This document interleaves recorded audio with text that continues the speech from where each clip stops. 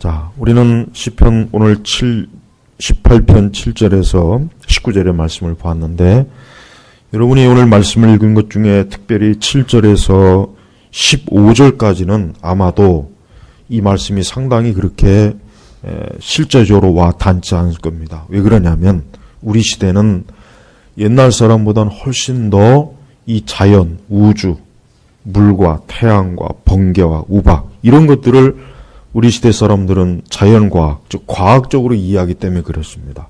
근데 이 시편을 보면은 사실 이 시편의 기자는 다윗이에요. 근데 다윗은 이 하나님께서 이 자연을, 결국 자연을 하나님께서 움직이시고 하나님께서 주관하신다는 것을 시적으로 표현한 거예요. 굉장히 아름답게 표현했죠.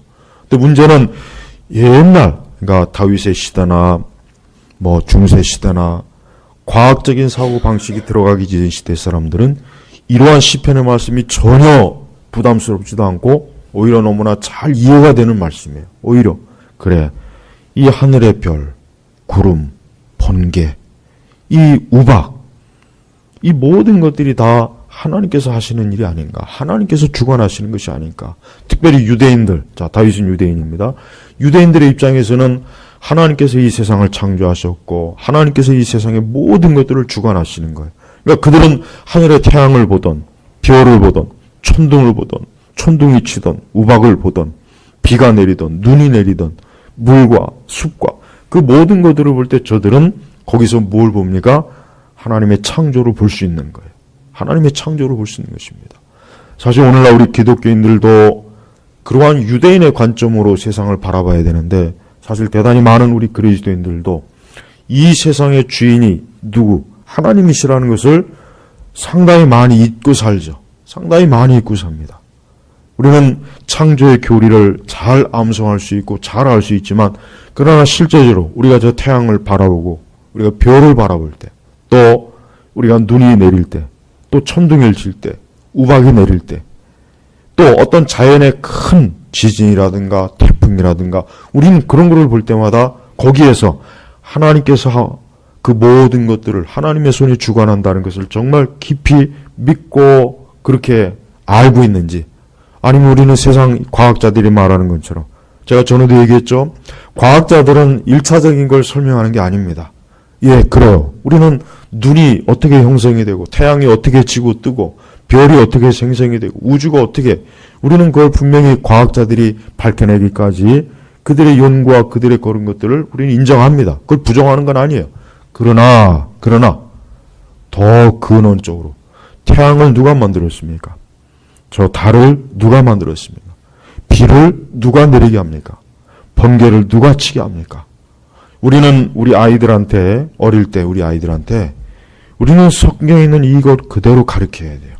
우리는 아이들한테요, 절대, 물론 그 아이들은 학교에서 생물이나 과학이나 물질을 배울 때 이 우주와 자연의 원리를 배울 거예요. 근데 우리는 그들에게 먼저, 그래, 그것은 인간이 이성적으로 합리적으로 설명할 수 있는 것이다. 그래, 그게 틀린 건 아니다.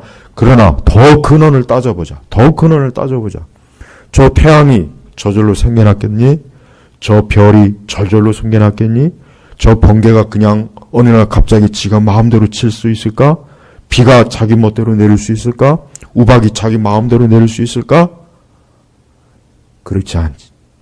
그래서 우리는 우리 자신과 우리 아이들에게도 오늘 이와 같은 말씀을 같이 읽어주면서, 자 봐라, 여호와께서 13절에 여호와께서 하늘에서 천둥을 치시고, 과학자들은 이런 말씀을, 하나님 믿지 않는 과학자들은 이런 말씀을 할 때마다 천둥은 그렇게 치는 게 아니야.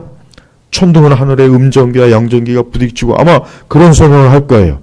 그러나 우리는 더 근원적인 거, 뭡니까? 더 근원적인 거, 여호와께서 하늘에서 천둥을 치시고. 근데 과학이 형성된 뒤부터 많은 그리스도인들이 믿음을 떠났습니다. 교회를 떠났습니다. 신앙을 떠났습니다. 왜 그랬습니까? 그 전에는 그들이 말씀을 통해서 교회에서 이 모든 것들이 하나님이 하시는 거라 그렇게 배웠는데, 그러나 어느 날 과학자들이 그건 하나님이 한 것이 아니라 그것은 이 자연의 원리와 이 우주의 물리학의 법칙대로 생겨난 거야. 그러다 보니까 그런 말을 듣고 나니까, 아, 하나님이 하시는 것이 아니구나. 하나님이 역사하는 게 아니구나. 난 이제까지 하나님께서 해와 달과 별과 모든 자연들을 주관한 줄 알았더니 보니까 그게 아니었네. 그래서 많은 사람들이 신앙과 교회를 떠나는 것입니다. 그런데 성경에는 분명히 이 모든 것들을 누가요? 여호와께서 그래요. 다윗은 무지한 사람이 아닙니다. 다윗은 무식한 사람이 아니에요. 여러분, 옛날 사람이 우리보다 무식하고 무지하다는 생각을 하면 안 됩니다. 옛날 사람들도 우리 못지않게 이성적이고 합리적이고 옳고 그른 것을 분별할 수 있고 자연의 이치와 모든 걸 다 알아요. 그럼에도 불구하고 그 배후에는 동양에서도 그렇잖아요. 동양에서도 조물주. 뭔가 이 세상은 그냥 저절로 되는 것이 아니라 뭔가 이 세상을 지은 어떠한 존재가 있을 것이다. 세계 어느 지역이나 마찬가지입니다. 어느 지역이나 이 세상의 자연을 주관하는 무언가가 있을 것이다. 근데 그것을 가장 정확하게 누가 알았습니까? 유대인만 안 거예요. 어떻게 알았습니까? 하나님이 계시했으니까. 하나님이 계시한 거예요. 만약에 하나님께서 계시하지 않았다면 다윗도 땅이 흔들리고 진동하고 온갖 이 자연의 이치를 그 자체로만 설명하다 끝날 거예요. 아마 두려워할 거예요. 근데 다윗은 뭐라 그랬습니까? 여호와께서, 또 15절에 여호와시여 주님의 구질함과 콧김으로. 그러니까 다윗은 이 천둥이 치고 벼락이 치는 이것을 하나님께서 꾸짖는 것이라고 그렇게 시적으로 표현한 거예요. 다윗은 굉장히 여기에 시적인 그 언어가 굉장히 짙게 배어 있어요. 시적인 언어가. 그러니까 우리가 시편을 읽을 때는 이 시편 자체가 시라고 하는 언어의 형태로 하나님의 진리로 계시된 거예요. 그러면서도 우리는 이 말씀을 통해서 이 세상의 모든 것들을 주관하는 것, 우리가 보고 있는 이 산과 우주와 별과 태양과 우리가 볼 수 있는 지금도 수많은 전 세계에 있는 과학자들이 밤낮으로 연구하는 저 모든 것을 누가 만드셨습니까? 누가 지금 움직입니까? 누가 주관하십니까? 하나님께서 주관하시는 거예요. 그리고 다윗은 6절 이후에 하나님께 자기가 그 환난 가운데서 부르짖고 그의 성전에서 하나님을 찾았어요. 그러나 그것으로 끝이 아니라 뭡니까? 7절 이후부터가 뭐예요? 바로 다윗이 하나님 앞에 그 성전에서 부르짖고 하나님을 찾았는데 하나님께서 거기에도 응답하시는 거예요. 하나님이 역사하는 거예요. 하나님께서 다윗의 기도를 들으시고 바로 뭐예요? 그 7절 이후부터 하나님의 움직이심, 하나님의 활동하심, 하나님의 역사하심을 다윗이 굉장히 뭐예요? 놀랍도록 표현한 거예요. 예. 그러니까 여러분, 하나님은 지금도 살아계십니다. 하나님의 역사하십니다. 하나님은 이 땅에서 하나님의 백성들이 기도할 때 저 하늘의 별을 움직이는 거예요. 태양을 움직이는 거예요. 자, 여호수아가 싸울 때 그가 태양이 어두워지면은 자신들의 싸움이 불리하니까 그 태양이 멈추어라 그랬어요. 멈추어라. 사실 그거 가지고 시비를 많이 하죠. 나중에 그거 가지고 나중에 많이 시비했잖아요. 그러나 다윗의 그 표현도 뭡니까? 아니, 여호수아의 표현도 그것도 시적인 표현이에요. 네. 정말 하나님께서는 그 태양을 멈춘 거예요. 그 태양이 멈춘 게 아니라 사실 뭡니까? 지구를 멈춘 거죠. 하나님께서. 예, 여러분, 하나님께서는 모든 걸 주관하셔요. 예수님의 사역을 보면은 예수님께서 자연 앞에 굴복한 적이 있습니까? 아니죠. 갈릴리 호수 바다가 풍랑했을 때도 잠잠하라 하니까 잠잠했어요. 예수님의 그 공생의 사역은 예수님은 단 한 번도 이 우주와 자연에 굴복한 적이 없어요. 병자도 낫게 하셨고, 소경도 눈을 열게 하셨고, 문둥병자도 치유하셨고, 오병이어도 역사하셨고, 하나님께서는 이 자연법, 예수님께서는 그 자연법칙에 매이지 않았어요. 바로 뭡니까? 그게 하나님의 역사와 능력을 예수님께서 보여주신 거예요. 그래서 우리 기도하는 우리 성도들은 궁극적으로 하나님께서 세상을 주관한다는 것을 확신해야 됩니다. 우리와 우리의 삶에 있어서 하나님 지금도 이와 같이 이 땅을 흔들고 요동도 하고 산도 움직일 것이고 번개도 치게 할 것이고, 그러니까 하나님께서는 구체적으로 자기 백성들의 기도와 자기 백성들의 간구와 자기 백성들의 부르짖음에 이렇게 응답하신다는 거예요. 응답하신다. 그래서 다윗은 자기가 하나님 앞에 기도했더니 하나님께 부르짖었더니 7절부터 12절까지 엄청난 하나님의 임재를, 두려움, 하나님의 임재를 거대하게 표현하는 것입니다. 때때로 하나님께서는 조용하게 하나님께서도 역사하시지만 때때로 하나님께서는 뭡니까? 크고 강하고 두려운 가운데 하나님이 역사한다는 걸 보여주는 것이에요. 그래서 16절부터는 그분께서 높은 곳에서 손을 내밀어 나를 붙잡으시고 큰 물에서 나를 건져내셨다. 그분께서 높은 곳에서, 여기가 뭡니까? 여기가 어디 계십니까? 하나님의 보좌에, 하나님의 보좌에, 하나님의 보좌에, 하나님의 영광스러운 보좌입니다. 그분께서 높은 곳에서 손을 내밀어 나를 붙잡으시고, 하나님께 기도하는 사람은 하나님께서 그 손을 붙잡아 주는 거예요. 그래서 기도하는 사람은 혼자 있는 게 아닙니다. 기도하는 사람은 혼자 있다고 생각하면 돼요. 기도하는 사람은 지금 하나님께서 이 말씀 그대로 높은 곳에서 손을 내밀어, 이것도 시적인 표현입니다. 시적인 표현입니다. 하나님 임재입니다. 나를 붙잡아 주시고, 붙잡아, 내가 흔들리거나 요동하지 않도록, 내가 무너지지 않도록 어떻게 합니까? 큰 물에서 나를 건져내셨다. 큰 물에서. 여러분, 가끔가다 우리가 여름에 큰 어떤 벼락에, 그저 계곡에 물이 차거나 어떤 큰 홍수가 났을 때 거기에 빠져 있는 사람을 구조대원들이 건지는 걸 보죠. 뭐 헬기를 건지던가 구조대원이 직접 가서 밧줄을 메고 건지던가. 자, 하나님께서는 큰 물이 뭡니까? 환난이요, 고난이에요. 환난이요, 고난입니다. 여러분, 사람은 살다 보면은 그 삶이 흔들리고 요동할 때가 있어요. 큰 물에 빠져갖고 허우적할 때가 있습니다. 여러분, 혹시 물에 빠져서 허우적한 경험이 있는지 모르겠습니다. 여러분, 물에 빠져서 허우적할 때는 정말 정신을 차리지 않으면 정말 죽어요. 그때 정말 정신을 바짝 차려야 되거든요. 마냥 허우적되면 안 됩니다. 근데 대부분의 우리의 인생이라고 하는 것은 허우적됩니다. 다 허우적되고 정신을 차리지 못하고 그냥 빠져 죽어요. 근데 하나님께서 어때요? 나를 붙잡으시고 큰 물에서 나를 건져내셨다. 이 기도라고 하는 것은 모든 공격에서 건지는 거예요. 건져내는 거예요. 그러니까 기도는 건져내는 겁니다. 하나님이 우리를 건져내 주시는 거예요. 하나님, 주여 나를 건져내 주시옵소서. 베드로가 예수님께서 걸어오시는 것을 보고 자기도 걸을 수 있게 해달라고 해서 조금 걷다가 그만 물결이 조금 걷으니까 겁이 나가지고 훅 빠져버렸어요. 그러니까 믿음을 잃어버린 거예요. 예수님께서 그를 다시 건져내 주셨단 말이에요. 그러니까 예수는 우리를 건져내시는 분이에요. 얼마 전에 어떤 우리나라 참 장군이 참 또 안타까운 일을 겪었어요. 여러분, 우리 성도들은 혹이나 우리가 살면서 큰 고난과 정말 큰 물을 만났을 때, 여기서 그냥 물이 아니죠. 어떤 물? 큰 물이에요. 큰 물. 그러니까 작은 물은 자기가 일어날 수 있는데 큰 물은 스스로 빠져나오기 어려워요. 그런 큰 물 같은 상황이 있어요. 근데 그때 하나님께 기도하면 돼요. 자포자기하거나 좌절하거나 무너지지 말고, 이제 끝났구나. 이제 끝났구나. 이제 난 망했구나. 난 이제는 죽었구나. 그렇게 생각하지 말고 오늘 말씀처럼 그분께서 높은 곳에서 손을 내밀어 나를 붙잡으시고 큰 물에서 나를 건져내셨다. 예수님을 우리가 구세주라고 하죠. 예수님을 왜 구세주라고 합니까? 자, 지금 이맘때 이제 다른 교회에서 기쁘다 구주 오셨네. 기쁘다 구주 오셨네. 왜 구주라고 합니까? 구주가 뭐예요? 구조자, 구원자.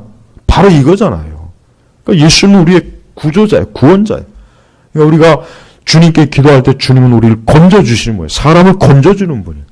그러니까 사실 인생은 어렵고 복잡한 건 없습니다. 가만히 보면은 수많은 사람들의 삶은 다 비슷비슷해요.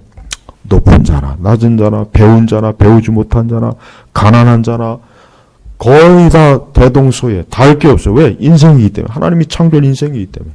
그러니까 하나님께서는 모든 사람을 구원하실 수 있는 거예요. 하나님은 누구라도 다 구원하시는 거예요.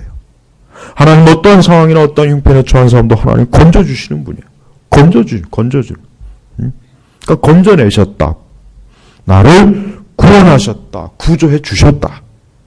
그러니까 여러분, 기도는 모든 공경에서 건지고 원수를 제압하고 감옥문도 열게 하고 병도 치유하고 하나님께 구조받는 거예요. 예수님의 공생의 사역을 하나같이 예수님이 하신 그 사역, 예수님 그 모습 그대로 구세주예요. 구세주. 병자도 건져냈죠. 죽은 자도 살려냈죠. 굶주린 자에게 먹을 것을 만들어줬죠. 그러니까 예수님의 일생 전체를 보면 구세주예요. 구세주. 우리가 믿는 예수 그리스도는 바로 구세주예요. 하나님 아버지는 우리의 구원자가 되시는 거예요. 그러니까 하나님 믿는 사람들은 어떠한 일을 당해도 어떠한 일을 겪어도 하나님이 나의 구세주이시다. 주님이 나의 구세주이시다. 나를 구원하신 분이다. 이 믿음을 가지고 우리는 이 세상에서 살아나가면 됩니다. 우리는 그 믿음이 반드시 있어야 돼요. 또 그러한 믿음을 가지고 하나님 앞에 기도하면 하나님께서 신속하게 다윗이 6절에 그 환난 가운데서 성전에서 하나님께 부르짖으니까 7절부터 12절까지 마치 그냥 엄청난 대군이 밀려오는 것처럼 그냥 오시는 것이 아니에요. 구름, 짙은 구름, 벼락, 우박, 천둥. 다윗 한 사람이 성전에서 하나님께 부르짖었는데 하나님께서는 엄청난 대군을 몰고 온 거예요. 여러분이 만약에 전쟁터에서 포로가 됐다고 봐요. 여러분이 구조신호를 보냈어요. 근데 구조하러 보낸 군대가 그냥 12명이나 그저 13명이 아니라 몇만 명을 보냈다고 생각해 보십시오. 얼마나 용기가 나겠어요. 그러니까 여러분 하나님께 기도하고 하나님께 도움을 구하는 자는 혼자가 아닙니다. 엘리사가 그 아람 군대가 삥 둘렀지만 엘리사는 두려워하지 않았습니다. 왜 그렇습니까? 그 게하시는 두려워했죠. 큰일 났습니다. 우리가 죽었습니다. 이제 어떻게 하죠? 우리는 겨우 말 그대로 게하시의 눈엔 자기하고 엘리사밖에 안 보이잖아요. 근데 엘리사가 그의 영안의 눈을 열게 해서 보니까 하늘의 불병거가 붕 뚫는 거예요. 아람 군대보다 더 많은 하늘의 불병거가 둘러치니까 엘리사는 조금 더 겁을 내지 않지 않습니까? 게하시는 겁을 냈지만 게하시 같은 사람이 많아요. 예배를 드리고 교회를 다녀도 게하시 같이 아직도 눈이 영적으로 모든 걸 보지 못하고 그냥 육의 눈으로만 보는 거예요. 육의 눈으로만. 엘리사 같이 영안이 열려가지고 내 주위에는 하늘의 불경거가 있다. 내 주위에는 하나님의 군대가 있다. 나와 함께 하시는 주님이 계시다. 그냥 그런 믿음을 가지고 우리가 살아야 되는 거예요. 그러니까 우리 성도 여러분 하나님 앞에 나아갈 때 그분은 우리를 건지십니다. 우리를 도우십니다. 또한 기도는 강한 원수에게서 우리를 건져요. 17절 보니까 그분께서 나를 강한 내 원수와 나를 미워하는 자들에게서 구해주셨으니 내 원수가 누굽니까? 마귀예요. 이 세상입니다. 악인들입니다. 그러니까 그들이 나보다 강해요. 그러니까 다윗도 자기보다 이 강한 원수, 자기를 죽이려고 하고 자기를 멸망시키려고 하는 그 강한 원수 앞에 어떻게 할 수 없으니까 하나님께 나가서 기도하고 하나님께 도움을 구하니까 하나님께서 그 엄청난 군대를 몰아서 다윗을 구조해 건져내는 거예요. 만약에 하나님께서 다윗을 건져내지 않았으면 여기 보니까 그들이 나보다 힘이 세기 때문이다. 그러니까 다윗이 못 당해요. 다윗이 못 이깁니다. 여러분 우리 성도들은 이 세상을 살아나가면서 자기보다 강한 어떤 힘이 자기를 이렇게 망하게 하려거나 자기를 해롭게 하려거나 위태롭게 하려고 할 때 큰 환난이 왔을 때 어떻게 됩니까? 하나님께 도움을 구하면 됩니다.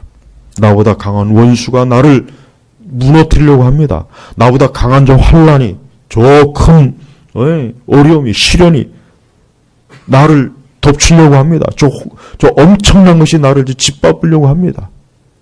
우리는 하나님 앞에 도움을 구해야 돼요. 그때 가만히 있으면 안 됩니다. 다윗은 지혜로운 사람이라 다윗은 가만히 있는 사람이 아니라 다윗은 자기보다 강한 원수와 자기를 해치려고 하는 자가 왔을 때 하나님 앞에 기도한 거예요. 18절에 그들이 재앙의 날에 나를 덮쳤으나 여호와께서 나의 보호자가 되셨다. 재앙의 날. 그러니까 재앙의 날. 지금이 우리 시대가 재앙의 날이에요. 우리 시대가 영적으로 재앙의 날입니다. 모든 면에서 지금 재앙의 날이에요. 우리 시대가 영적으로 재앙의 날입니다. 하지만 이 재앙의 날에도 우리는 하나님께서 나의 보호자가 되신다. 하나님이 나의 보호자입니다. 기도하는 자는 기도하는 사람은 하나님을 자기의 보호자로 삼는 거예요. 그래서 기도가 중요한 것입니다. 여러분이 어떤 일이 있을 때, 어떤 당황스러운 일이 있고 곤란한 일이 있고 막 일이 꼬이고 안 되고 이건 도대체 어떻게 해야 될지 모를 때, 그럴 때 딱 한 가지만 하면 돼요. 그냥 조용히 기도만 하면 됩니다. 보호자여 은신처가 되는 주님에게만 달려가면 아무 문제가 없어요. 그러니까 우리 성도들은 하나님께서 재앙의 날에 나를 덮친다고 해도 하나님께서 나의 보호자가 되어주시는 거예요. 하나님이 나의 보호자가 되어주시면은 어떤 재앙이 나를 덮쳐도 그 재앙이 나를 멸망시키지 못하는 겁니다. 사실 오늘 이 말씀은 예수님에 대한 말씀이에요. 여러분, 예수님을 얼마나 이 악한 자들이 예수님을 죽이려고 하고 예수님을 모함하고 예수님에게 트집 잡고 결국은 예수님을 그 골고다 십자가에 끌고 가서 예수님을 죽이려고 그들이 얼마나 험한 짓을 했습니까? 그러나 하나님께서 그들로부터 예수님이 정말 영원히 죽도록 하셨습니까? 아니죠. 예수님께서는 3일 만에 부활하셨어요. 하나님이 보호하신, 예수님께서 하나님의 보호하심으로 뭐예요? 그 재앙의 날과 강한 자에게서 하나님께서 그를 건져내 주신 거예요. 그러면서 19절에 보면 이게 참 중요합니다. 같이 읽겠습니다. 그분께서 나를 넓은 곳으로 인도하여 구원하셨으니 이는 나를 기뻐하시기 때문이다. 여러분, 어려움이 오기 환난이 오면은 사람들은 거기서 소망을 잃어버려요. 기운을 잃어요. 힘을 잃어요. 낙심을 해요. 이젠 끝이구나. 이젠 좋은 날이 다 갔구나. 이제 내 앞에는 온통 가시밭길만 있겠구나. 그런 생각하지 마세요. 그렇지 않아요. 하나님을 끝까지 믿고 신뢰하고 그분께 기도하면은 그런 고통스러운 그 시련이 다 지나갑니다. 그러면서 뭡니까? 그분께서 나를 넓은 곳으로, 이제 넓은 곳이야. 편안한 곳이야. 안전한 곳이야. 인도하여 구원하셨으니 이는 나를 기뻐하시기 때문이다. 그러니까 사람은, 우리 성도들은 보면 그래요. 우리 그리스도인의 삶은 때때로 어려움이 있어요. 고난도 있고 고생스러운 시기도 있어요. 또 홀로 외로울 때가 있습니다. 그러나 그때 절대 마음에 낙심하지 마세요. 우울해하지도 말고 두려워하지도 말고. 왜? 주님이 함께 하시니까요. 그리고 주님이 함께 하셔요. 어두컴컴한 곳에 나 혼자 있다고 생각되지만 그러나 지나고 보면 그때 주님이 나와 함께 하셨던 거예요. 그리고 밝은 날을 주셔요. 밝은 날. 소망의 날을 주시는 거예요. 예? 성도들은 어떠한 일이 겪어도 그것 때문에 자꾸 이렇게 어려워하지 마세요. 가난한 때나 고통이 있을 때, 핍박이 있을 때, 환란이 있을 때, 괴로움이 있을 때, 슬픔, 고뇌가 있을 때, 그 시기가 영원할 것 같지만 하나님께서는 그 시기를 또 지나가게 하셔요. 그래서 우리로 하여금 또 밝은 푸른 초장으로 우리를 인도하시는 분입니다. 예수님께서 3일 동안 무덤에 계셨지만 그것으로 끝입니까? 그것이 끝이었다면 기독교는 없어요. 하나님은 살아계시지 않은 거예요. 예수님은 하나님의 아들이 아니었어요. 그러나 그분은 그 어두컴컴한 무덤 속에서 3일 동안 계시다가 환하게 부활하셨습니다. 그러니까 기독교는 부활의 종교예요. 확실히. 기독교는 예수 그리스도의 부활이야말로 우리 기독교의 가장 대표적인 거예요. 부활이 가장 대표적인 거예요. 우리는 그리스도의 탄생도 물론 중요합니다. 예수님께서는 하나님의 약속하신 대로, 이사야가 약속한 대로 그 이전에 수많은 에덴 동산에서 타락한 이후에 하나님께서 언약하신 대로, 모세에게 예언한 대로, 이사야에게 예언한 대로, 예레미야에게 예언한 대로, 다니엘에게 예언한 대로, 호세아에게 예언한 대로 예수님은 결국 때가 되니까 예수님의 때가 되니까 오셨습니다. 오셨어요. 우리는 그분의 오심도 기쁩니다. 감사합니다. 그분의 오심도 굉장히 놀라운 거예요. 우리는 그분께 영광 올려야 됩니다. 하지만 그분이 십자가에서 죽으셨다면, 그것으로 끝이었다면 우리의 믿음은 헛것이에요. 우리의 믿음은 우리 좋으라고 우리가 그냥 꾸며낸 종교밖에 안 될 거예요. 그러나 주님은 부활하셨어요. 그러니까 여러분, 성도는요, 절대 성도는 망하지 않습니다. 하나님을 믿고 하나님을 의지하고 하나님을 기대는 성도는 절대 어둠의 악한 마귀가 이 세상의 그를 절대 무너뜨리지 못합니다. 왜? 부활하신 그리스도께서 그와 함께 하시고 그가 그 예수 그리스도와 함께 한다면은 그는 어둠이 그를 덮치지 못해요.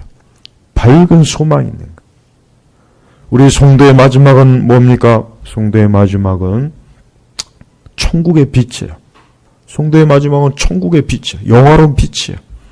그래서 하나님 나라는 빛의 나라예요. 빛의. 거기에는 저 태양이 필요 없다 그랬죠? 달도 필요 없어요. 왜? 하나님 자체가 그분 자신이 빛의 근원이시기 때문에 필요가 없는 거예요. 이 다음에 천국에 가면은 저는 가장 궁금한 게 도대체 얼마나 그것이 밝을까? 이게 제일 궁금해요. 도대체 얼마나 밝을까? 도대체 그것이 얼마나 밝을까? 얼마나 환하고 밝을까? 거기는 어둠이 없어요. 그러나 이 땅에는 어둠이 많습니다. 그러나 이 어두운 세상에서 우리가 누구를 따라갑니까? 누구와 함께 합니까? 빛 대신 예수님과 함께 가는 거예요. 다윗은 바로 그 빛 대신 예수님을 붙잡았고 그분이 구원하셨고 그분이 그를 넓은 평안한 곳을 인도하시는 거예요. 우리 제노학교회 성도 여러분, 오늘도 우리는 빛 대신 예수님께서 그 능력과 권능으로, 저는 또한 이 7절부터 15절의 말씀이 마지막 심판의 때 하나님께서 이 땅에 오실 때 그분의 권능을 예표한다고 봅니다. 그렇습니다. 나중에 예수님이 오시면은 그분은 엄청난 영광과 능력과 권세로 이 땅에 오셔요. 모든 악인들이, 죄인들이, 그를 핍박했던 그 악인들이 그 예수님의 영광스러움 앞에서 다 굴복합니다. 다 그 앞에서 복종해요. 그래서 우리는 그리스도께서 장차 이 땅에 우리 성도들을 위해서, 교회들을 위해서 이 엄청난 하늘의 군대를 다 끌어모아서 영광스러운 왕으로서, 왕중 왕으로서 이 땅에 재림하신다는 걸 확실히 믿고 우리 성도들은 그날을 바라보면서 이 땅에서 믿음을 지키고 원수 마귀를 이기고 세상을 대적하는 자로 승리하시길 주의 이름으로 축복합니다. 기도하겠습니다. 하나님 아버지 감사합니다. 오늘 시편의 말씀을 읽으면서 그리스도의 영광, 재림, 그분의 능력, 하나님의 창조, 하나님의 그 구원의 능력을 보았습니다. 우리 성도들이 이러한 말씀으로 더욱더욱 어두워가는 이 재앙의 날과 재앙의 시대 믿음에 굳게 서고 환하게 믿음으로 하나님 나라를 바라보게 하옵소서.